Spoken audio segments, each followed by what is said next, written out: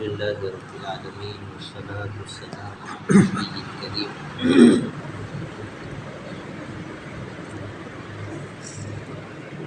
الحمدللہ اللہ تعالیٰ کے فضل و کرم سے ہماری سورہ حاقہ کی دستور چل رہی ہے. سورہ حاقہ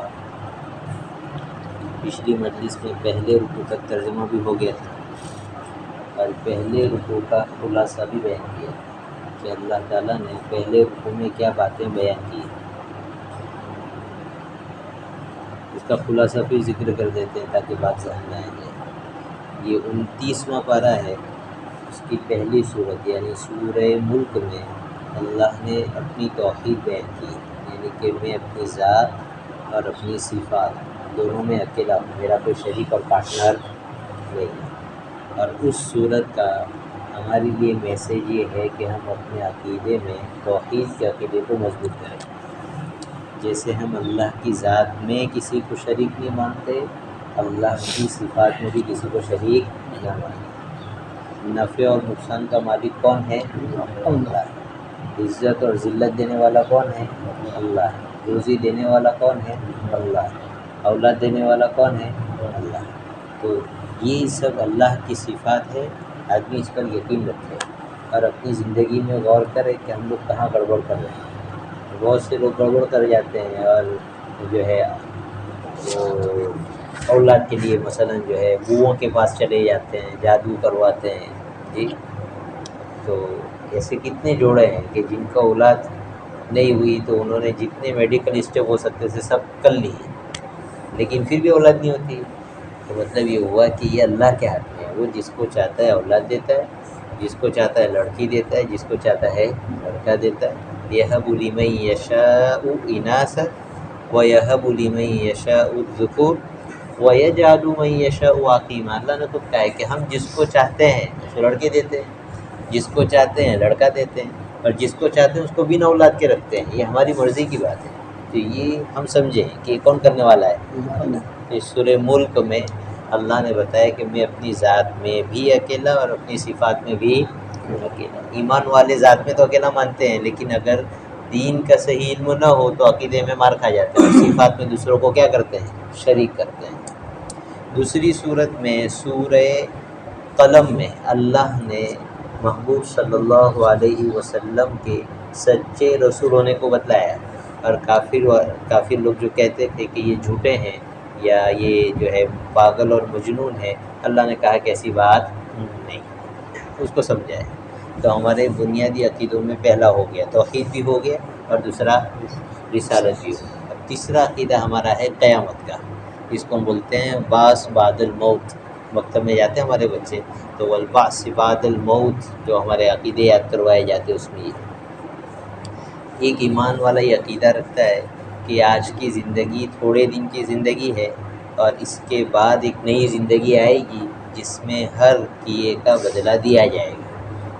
کیسے کیسے عمل کا بدلہ دیا جائے گا؟ تو اللہ کہہ رہے ہیں فَمَن يَعْمَلْ مِثْقَالَ ذَرَّةٍ خَيْرًا يَرَهُ وَمَن يَعْمَلْ مِثْقَالَ ذَرَّةٍ شَرًّا يَرَهُ. کہ رائی کے دانے کے برابر بھی اگر کسی نے بھلائی کی ہے تو اس کا بدلہ دیا جائے گا، اور رائی کے دانے کے برابر بھی کسی نے برائی کی ہے تو اس کا بھی بدلہ دیا جائے گا.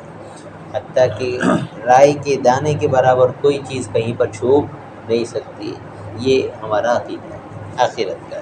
اسی لیے حضرت لقمان علیہ السلام نے اپنے بچے کو جو نصیحت کی تھی اس میں یہ بھی تھی یا بنی انہا ان تک مثقال حبۃ من خردل فتکن فی السماء او فی الارض یأت بها اللہ.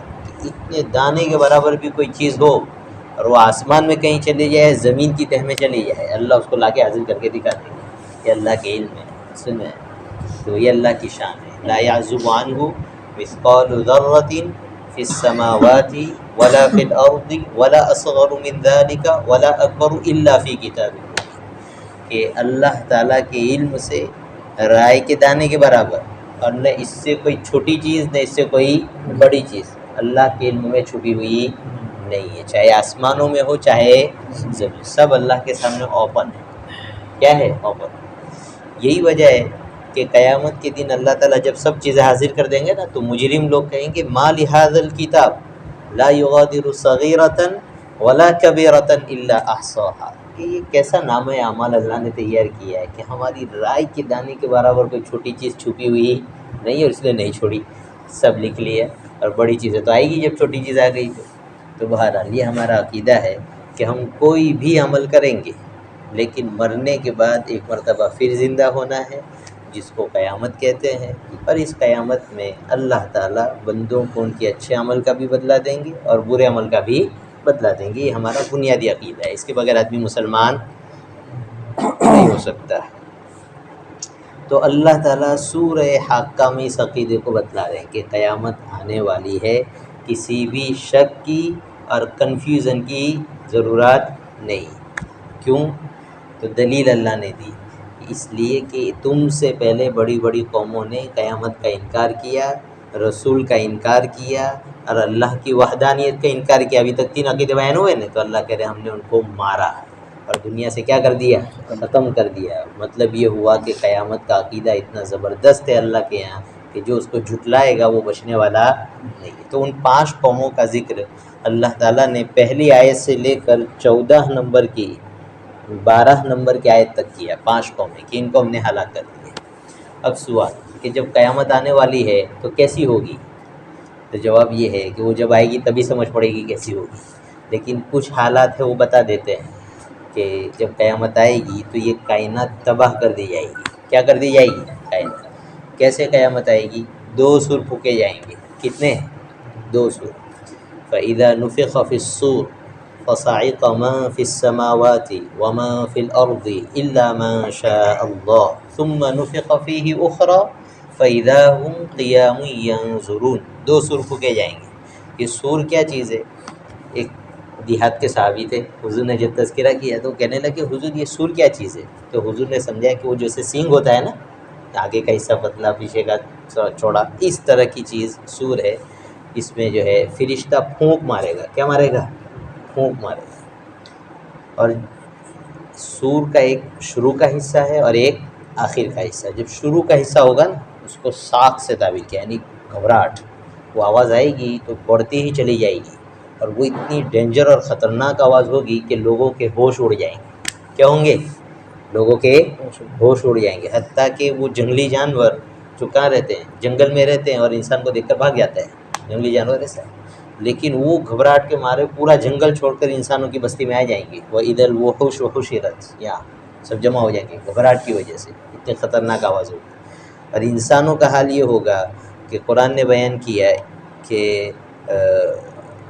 جو ہے ان زلزلۃ الساعۃ شیء عظیم یوم ترونها تذهل كل مرضعۃ عما ارضعت وتضع كل ذات حمل حملها وترى الناس سکارى وما هم بسکارى ولكن عذاب اللہ شدید، کہ تم دیکھو گے کہ دودھ پلانے والی اپنے بچے کو بھول جائے گی، یعنی اتنا خطرناک جو ہے وہ معاملہ ہوگا کہ ماں اس کو سب سے زیادہ فکر کا کی ہوتی ہے بچے کی، وہ اس بچے کو بھی بھول جائے گی، حتیٰ کہ جو امید سے عورتیں ہوں گی ان کے بچے گر جائیں گے پیٹ سے، اور لوگ جو ہے بے ہوش، ایک دم ہوش نہیں ہوتا ہے نا آدمی کو، شرابی ہوتا ہے تو کیسا یہاں ڈول رہا ہے یہاں ڈول رہا ہے، اس انداز کے لوگ جو ہے بالکل نشے کے عالم میں ہوں گے، لیکن انہوں نے کوئی شراب نہیں پی رکھی ہوگی، بلکہ اللہ کا عذاب اتنا سخت ہوگا کہ لوگوں کے ہوش اڑ جائیں گے۔ یہ پہلا ہے۔ پھر اس کے بعد جو ہے وہ آواز اتنی خطرناک ہوگی کہ کائنات ٹوٹنے پھوٹنی شروع ہوگی اور لوگ اس کو برداشت نہیں کر پائیں گے اور لوگ بے ہوش ہو جائیں گے، اور بے ہوشی میں ہی سب کو موت آ جائے گی۔ کیا ہو جائے گی؟ سب کو موت آ جائے گی۔ اب قرآن کا پاور دیکھو، اتنی بڑی کائنات، آسمان کو لاکھوں سال ہو گئے، کہاں ٹوٹا، پھٹن تک نہیں ہوئی، لیکن اللہ کہہ رہے ہیں کہ ہماری طاقت دیکھو، کہ جب اس کائنات کو تباہ کرنے کی باری آئی تو ہم ایک آواز سے ختم کر دیں گے۔ کسے؟ ایک آواز۔ اور وہ بھی جو الفاظ کے چوائس کیے نا گرامر کے اعتبار سے، بہت پاور ہے اس میں۔ مولانا نفخۃ واحدہ مصدر مرت، اور پھر واحدہ کہ ایک ہی آواز، کتنی؟ ایک ہی آواز ایک ہی مرتبہ ماری جائے گی، لیکن اس میں دم اتنا ہوگا کہ سب ختم کر کے رکھ دے گی، یعنی سوچو کہ آواز کتنے خطرناک ہوگی۔ فَإِذَا نُفِخَ فِي الصُّورِ نَفْخَةٌ وَاحِدَةٌ، اس وقت کیا کیا ہوگا؟ تو کچھ قصے، کچھ واقعات قرآن یہاں بیان کر دیتا ہے، کچھ وہاں بیان کر دیتا ہے، کچھ وہاں بیان کر دیتا ہے، یعنی صرف ایک نقشہ دیتا ہے لوگوں کو کہ دیکھو اس طرح ہوگا. تو یہاں کچھ باتیں کہی. وحملت الارض والجبال فدکتا دکتا واحدہ، پہاڑ اور زمین اپنی جگہ سے ہٹا کر دونوں کا آپس میں کیا کر دیا جائے گا؟ ٹکرا دیا جائے گا. اور ٹکرائے گی بھی کیسے؟ دو چیزیں ٹکراتی ہے تو ٹوٹتی ہے. تو ٹوٹتی دو طرح سے، کبھی تو اس طرح ٹوٹتی ہے کہ ٹوٹ گئی لیکن اس کا جو شیپ تھا وہ باقی رہتا ہے، اور کبھی ایسی ٹوٹتی ہے کہ اس کے جو پرزے ہوتے ہیں وہ دور دور جا کے گرتے ہیں. یہاں جو لفظ چوائس کیا اللہ نے وہ عربی گرامر کے اعتبار سے وہ ہے، لینگویج کے اعتبار سے، کہ ٹکرا کر چیزیں بکھر جائیں، کوئی چیز آپس میں باقی نہ رہے. جیسے کانچ ٹوٹتا ہے تو سب جگہ بکھر جائے گا، اس طرح ٹوٹے گا. تو اللہ کہہ رہے ایسا ٹکرائیں گے کہ یہ پوری زمین اور پہاڑ گرد و غبار بن جائیں گے. کیا بن جائیں گے؟ گرد و غبار. یہ تو زمین کا حال ہو گیا. سورج کہہ رہے اس کی روشنی کو ختم کر دیں گے. یہ سمندر کہہ رہے ہیں کہ ہم ان کو آگ لگا دیں گے اور بھاپ بنا کر اڑا دیں گے. یہ بڑا خطرناک معاملہ ہوگا. ابھی سمجھ میں آنے والا نہیں ہے لیکن یہ ہو کر رہے گا، یہ ہو کر رہے گا. اب آج کی دنیا دھیرے دھیرے اس کو مان رہی ہے کہ بھائی جو ہے وہ قوت کشش کی وجہ سے مانتی ہے کہ جو ہے سب چیزیں اپنی آربٹ میں باقی نہیں رہے گی، اور اس کی گریوٹی اس کو کھینچ لے گی اور اس کی اس کو کھینچ لے گی. بہرحال لیکن اب دنیا مان رہی ہے کہ دنیا کیا ہوگی؟ ختم ہوگی. اور حضور نے آج سے 1400 سال پہلے بتایا، جب کوئی اس طرح کا کوئی سوچ بھی نہیں سکتا. اس وقت حضور نے بتایا کہ یہ سب واقعات ہو کر رہیں گے، اور آج کی دنیا اپنی سائنس کی دنیا پر مانیں گے، آگے جا کے اور کھل کر مانیں گے. تو اللہ یہ کہہ رہے فَيَوْمَئِذٍ وَقَعَتِ الْوَاقِعَةُ، یہ پہلے سور کے وقت یہ سب ہوگا. اس وقت آنے والی چیز آ جائے گی، یعنی کہ قیامت آ جائے گی. وَانشَقَّتِ السَّمَاءُ فَهِيَ يَوْمَئِذٍ وَاهِيَةٌ، کہہ رہا آسمان پھٹے گا. پرانا کپڑا کیسے پھٹتا ہے؟ اس طرح پھٹے گا. سوچنے کی بات ہے. اللہ نے بندوں کو اپنی طاقت سمجھانے کے لیے سب سے مضبوط چیز آسمان کو بتایا ہے کہ دیکھو یہ آسمان یہ بہت مضبوط ہے. الذی خلق سبع سماوات طباقا، اور ایک جگہ ہے شدادا، بہت مضبوط ہے. اربوں خربوں سال ہو گئے لیکن اس میں ذرا برابر پھٹن بٹن نہیں ہو. لیکن اللہ کے روز دن وہ آواز اتنی خطرناک ہوگی کہ یہ پھٹنا شروع ہو جائے گا، اور یوں پھٹے گا، بیچ میں سے پھٹے گا. اور اس کے اوپر جو فرشتے ہیں وہ سب اس کے کونے میں آتے چلے جائیں گے چاروں طرف سے. والملک علی ارجائها، اس کے چاروں کونے میں یوں آتے ہیں نا، اس طرح اتر جائیں گے نیچے. فہی یومئذ واہی، اللہ کہہ رہے ہیں آج تو بہت مضبوط ہے لیکن قیامت کے دن یہ کیا ہو جائے گا؟ بہت کمزور ہو جائے گا، اس کا زور باقی نہیں رہے گا. یہ پہلا سور. اس کے بعد جو ہے باقاعدہ دوسرا سور پھونکا جائے گا.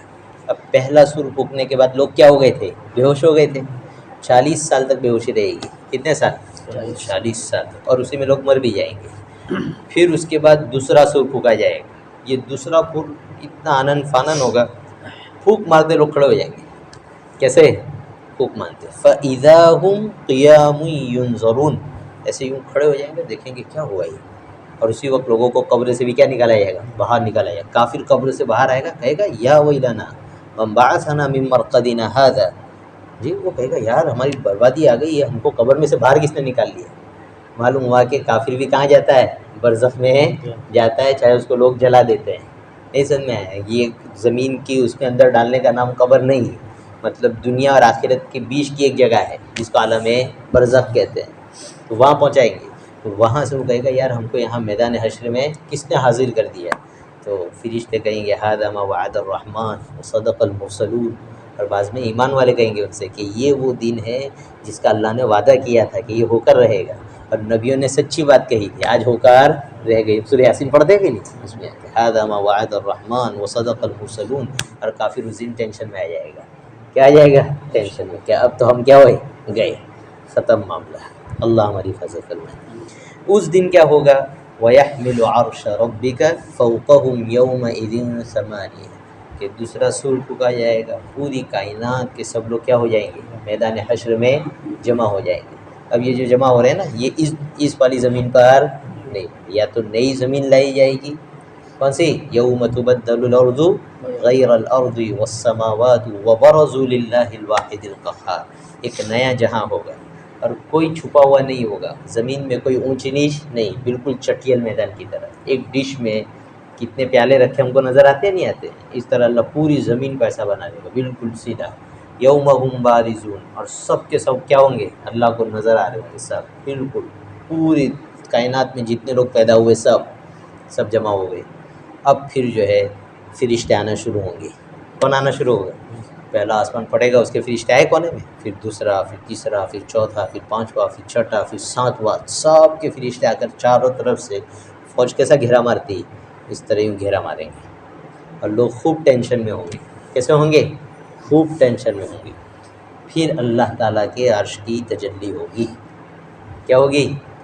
لیکن اس وقت اللہ کا جلال بہت بڑا ہوا ہوگا، آج کی طرح نہیں. اس لیے کہتے ہیں، حدیث میں آتا ہے کہ آج اللہ کے عرش کو 4 فرشتوں نے اٹھایا. کتنے؟ اس دن 8 فرشتے اٹھائیں گے. کتنے اٹھائیں گے؟ 8. اور اچھے اچھوں کے پتے کیا ہو جائیں گے؟ پانی ہو جائیں گے. انبیاء کرام تک دعا کریں گے، اللہم ربی نفسی نفسی، کہ اللہ میرا کیا ہوگا. صرف حضور کی شان ہوگی جو کہے گے ربی امتی امتی، اللہ میری امت کا کیا ہوگا. وَتَرَى كُلَّ أُمَّةٍ جَاثِيَةً، لوگ جو ہے نا یوں گھٹنوں کے بل بیٹھے ہوں گے، یوں جیسے آخری آدمی نہیں وہ التجا کرتا ہے کہ کسی طرح ہم کو کیا کر دو. اتنا خطرناک جو ہے معاملہ ہوگا. اللہ ہماری کیا کرے؟ حفاظت کرے. یہ آ گئی قیامت. کیا آ گئی؟ قیامت. یہ ہے. اس لیے اللہ عقل دلاتے ہیں لوگوں کو. کیا پیارا اللہ کا انداز ہے. اللہ بندوں سے کہتے ہیں ما لکم اللہ تنفقون فی سبیل اللہ، کہ تمہیں ہوا کیا ہے کہ تم اللہ کے راستے میں خرچ نہیں کرتے. وَلِلَّهِ مِيرَاثُ السَّمَاوَاتِ وَالْأَرْضِ، تھوڑا تو بھیجے میں اتارو کہ ایک دن مر جاؤ گے. یہ سب کا سب لوٹ کر کہاں جانے والا ہے؟ اللہ کے پاس جانے والا ہے. تو تمہاری عقل کام کرتی کہ نہیں؟ ما عندکم ینفد وما عند اللہ باق. دنیا میں تو بہت چلتی، تمہارے پاس جو ہے وہ ایک دن کیا ہو جائے گا؟ ختم ہو جائے گا. اور جو میرے پاس بھیج دو گے وہ کیا ہو جائے گا؟ ہمیشہ کے لیے باقی رہے گا. اور میں اس کا ایسا بدلہ دوں گا جو کبھی ختم ہونے والا نہیں ہے. وَلَلْآخِرَةُ خَيْرٌ وَأَبْقَىٰ، دنیا سے بہتر کوالٹی ہوگی اور ہمیشہ باقی رہنے والی ہوگی. تو یہ اللہ انسان کو توجہ دلاتا ہے کہ دنیا مزے کی جگہ نہیں ہے، یا تیاری کر کے جائے. تو اب قیامت آ گئی، میدان حشر لگ گیا. اب رزلٹ کیا آئے گا؟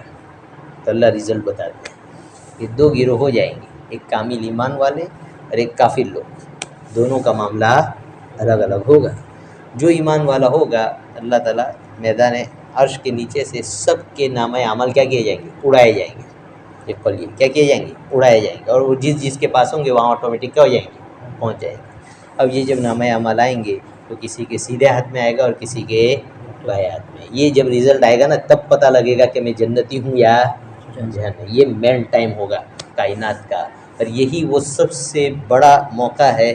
دنیا میں بہت سارے ایگزام آتے ہیں، بہت سارے رزلٹ آتے ہیں. یہ ہے وہ کہ اس سے بڑی کامیابی کوئی نہیں اور اس سے بڑی ناکامی کوئی نہیں. خود قرآن نے کہا فمن زحزح عن النار وادخل الجنت فقد فاز، کہ جس کو اللہ نے جہنم سے بچا لیا اور جنت میں اس کو داخل کر دیا تو یہ آدمی کامیاب ہو گیا. باقی سب ناکام ہے. باقی سب کیا ہے؟ ناکام.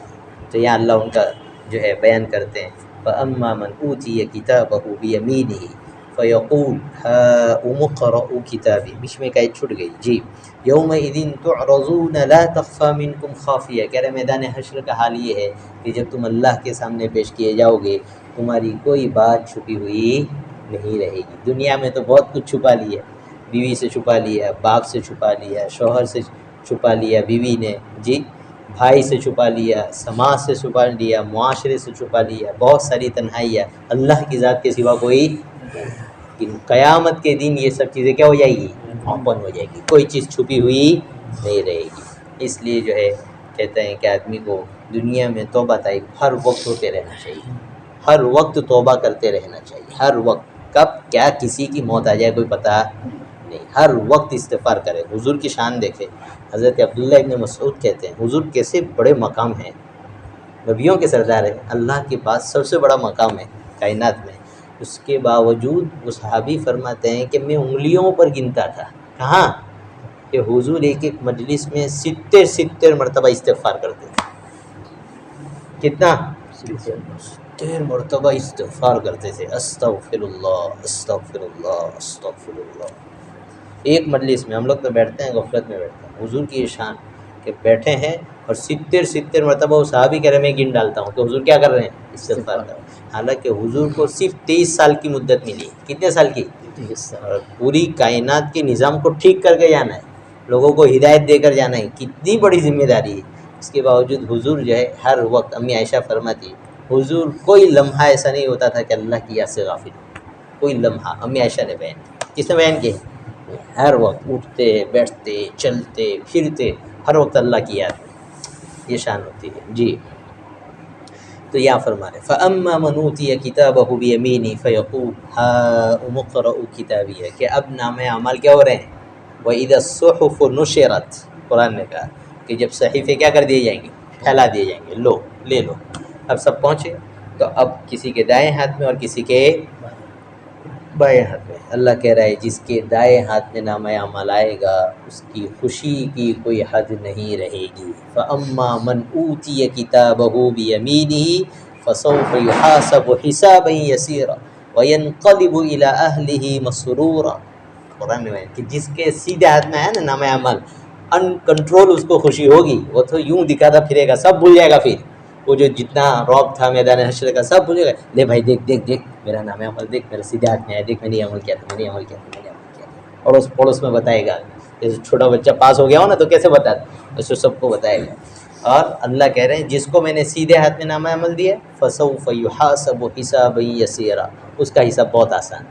امی عائشہ نے پوچھا کہ حضور یہ آسان حساب کا کیا مطلب ہے، تو حضور نے فرمایا ہم دیکھا جائے ٹھیک جان جان کیوں کا سوال نہ کیا جائے، کہے کہا یہ کام کیوں کیا تھا یہ نہ کیا جائے۔ پھر حضور نے فرمایا من نوقش عذب، جس کو پوچھ لیا نا کہ یہ کام کیوں کیا تھا بس وہ گیا ہے، اس کے پاس اس کا جواب نہیں ہوگا، اس کے پاس اس کا جواب نہیں ہوگا۔ من نوقش عذب، حضور نے جس کو پوچھ لیا یہ کام کیوں کیا تھا، مجالے کہ اس کا جواب دے پائے نہیں دے پائے گا، اس کے پاس کوئی لیگلی اس کا جواب نہیں ہوگا، اور نتیجہ آئے گا کہ اس کو پکڑ کے سزا دی جائے گی۔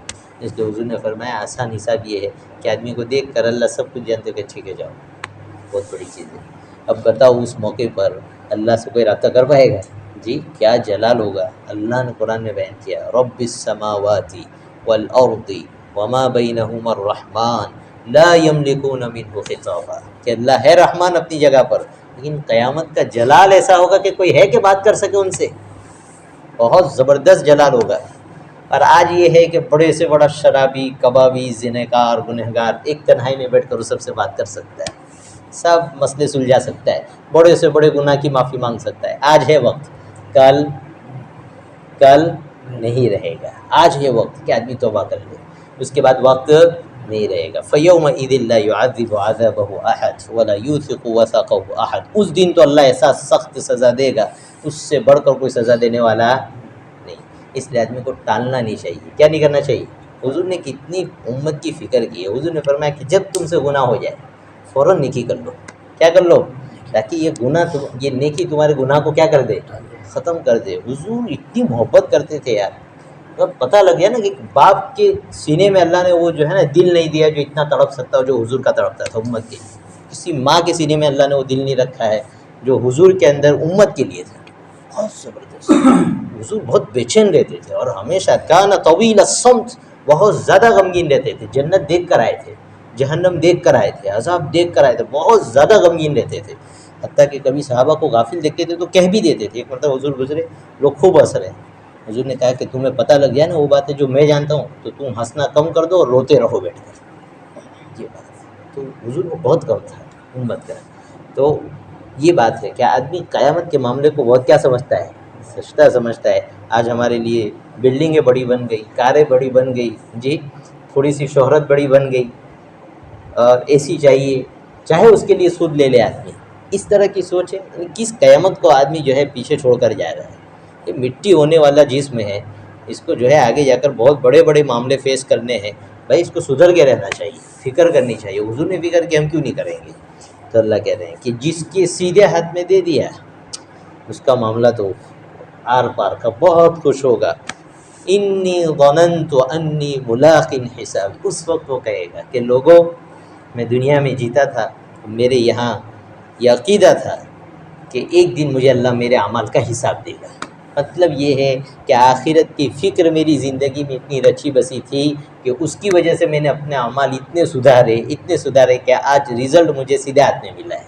اگر یہ فکر میں دنیا میں نہیں رکھتا تو آج میرے سیدھے ہاتھ میں نامہ اعمال نہیں آتا۔ معلوم ہوا کہ جو لوگ دنیا میں یہ سوچ لے کر چلتے ہیں کہ بھائی آخرت آنے والی، دین کو اول نمبر پر رکھتے ہیں، دنیا کو دوسرے نمبر پر رکھتے ہیں، دنیا کا ہر نفع دین پر قربان، لیکن دین کو ہم کسی چیز پر قربان نہیں کریں گے، یہ لوگ کامیاب ہوں گے۔